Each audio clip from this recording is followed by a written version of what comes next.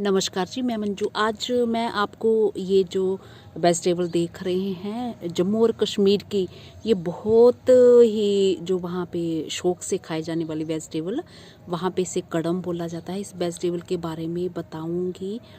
तो मैंने झांसी में तो बाज़ार में यहाँ बिकते हुए कभी देखी नहीं है। तो झांसी में भी जो लोग लगाना चाहते हैं तो इसे ग्रो कर सकते हैं। ये बहुत ही आराम से ग्रो हो जाती है। तो ये देख रहे हैं, ये जिसे कि JNK में तो कड़म कहा जाता है, और वहाँ चावल के साथ भी इसकी वेजिटेबल बनाई जाती है, और चपाती के साथ या फिर अचार इसका खूब बनाया जाता है, पसंद किया जाता है। वहाँ पे ये बहुत मशहूर वेजिटेबल है। तो ये देख रहे हैं, यहाँ पे इजीली ये ग्रो हो जाती है और कोई ख़ास केयर भी नहीं इसकी करनी पड़ती। तो इसको कोलराबी भी कहा जाता है और नोल खोल भी इसे बोला जाता है, और गांठ गोभी, जैसे ये गांठ बनती है तो गांठ गोभी भी बोला जाता है। तो चलिए इसके बारे में मैं थोड़ी सी जानकारी दे दूं। तो वैसे आप सोच रहे होंगे कि मैंने बोला है कि ये जम्मू और कश्मीर की मशहूर वेजिटेबल है, वहाँ की तो है ही, इंडिया के बाकी भी कई सारे हिस्सों में ये ग्रो की जाती है। तो चलिए, बहुत लंबा वीडियो को ना खींचते हुए इसके बारे में मैं जानकारी दे दूं। कोलराबी का जर्मन में मतलब होता है कैवेज, टर्निप, क्योंकि ये ज़मीन से ऊपर लगे टर्निप जैसा, ये जो नीचे नहीं लगा है। ये मैंने जो ऑनलाइन खरीदे थे, ग्रो बैग दिख रहा है उसमें लगाया है, तो ये ऊपर लगता है। ये जैसे शलगम तो नीचे लगता है ना, ये ऊपर ऐसे, तो टर्निप जैसा दिखता है। इसका जो फ्लैशी हिस्सा, ये वाला हिस्सा, जो फ्लैशी हिस्सा, जो खाने वाला जो पोर्शन होता है, वो एक तरह की ये स्टेम ही होती है। इसमें खूब सारे न्यूट्रिएंट्स होते हैं, जैसे कि sodium, sulphur, vitamin C, phosphorus वगैरह। तो ये यूरोप का नेटिव है, और ये सबसे पहले कोस्टल एरियाज़ में लगता था।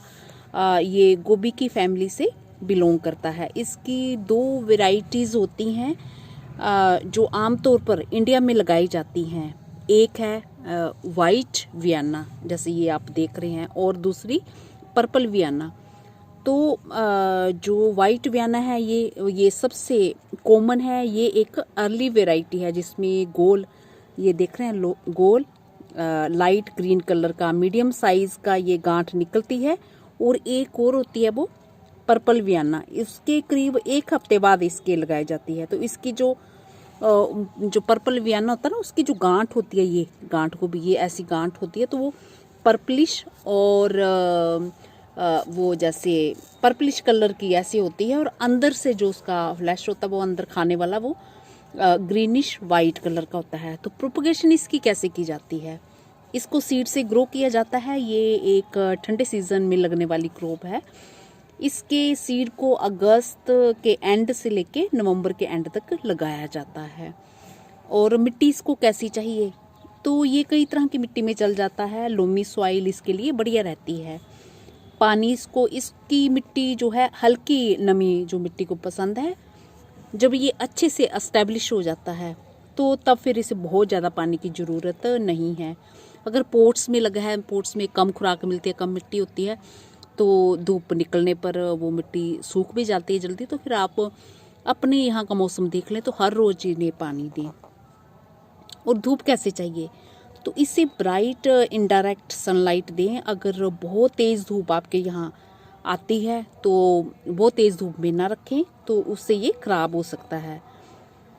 बस ये छोटे छोटे डिब्बों में भी मैंने इन्हें ग्रो किया। एक नोल खोल लगा दिया है, और एक बड़ी बोतल है तो उसमें भी एक लगा दिया, तो ये बहुत अच्छे से चलते हैं। और इसके जो ये पत्ते हैं ना, इनको भी सैलेड के तौर पे आप उनका इस्तेमाल कर सकते हैं। तो बस यही सब जानकारी है। और झांसी वाले मेरे बहन भाई जो न्यूट्रिएंट से भरपूर इस वेजिटेबल को ग्रो करना चाहते हैं, तो वो अपने गार्डन में इसे ज़रूर लगाएं, और ये बहुत ही आराम से हो जाती है। तो इसकी भी पौध जो है गोभी की तरह तैयार करनी पड़ती है, और मैंने इसके कई बार वीडियोस बना के दिखाए हुए हैं। तो इस बारी मैं ये नोल खोल पे जब मैंने इसकी पौध तैयार की थी, तो मैंने किसी वीडियो में दिखाई थी वो, पर मैं इस पर वीडियो नहीं बना पाई। तो आज मैंने कहा चलो मैं आपको ये बताती हूँ। मैं हार्वेस्ट करने वाली हूँ इसको, और मैंने और भी कई सारी जगहों में से ग्रो किया हुआ है। तो ये देखा, कई सारी ऐसी वेजिटेबल्स होती हैं हमारे यहाँ कई जगहों की जैसे बात कर रही हूँ आमतौर पे, तो वो वहाँ पे इजीली ग्रो हो जाती हैं, पर जानकारी ना होने के कारण फिर हम उन्हें लगा नहीं पाते हैं। तो मेरे बहन भाई जो इसे लगाना चाहते हैं तो वो अगली बार इसे अपने गार्डन में लगा सकते हैं। और इतना बड़ा जब ये बन गया है तो इसे अब ये हार्वेस्ट करने लायक हो गया है। तो इस पर मेरे और भी कई सारे वीडियोज़ हैं, आप देखना चाहते हैं तो वो मेरे पुराने चैनल मंजू हांडा ऑर्गेनिक गार्डनिंग में खूब सारे हैं, तो ये सर्च कर सकते हैं आप, अगर नोल खोल पे देखना चाहते हैं, कड़म पे देखना चाहते हैं। नमस्ते जी, शुक्रिया।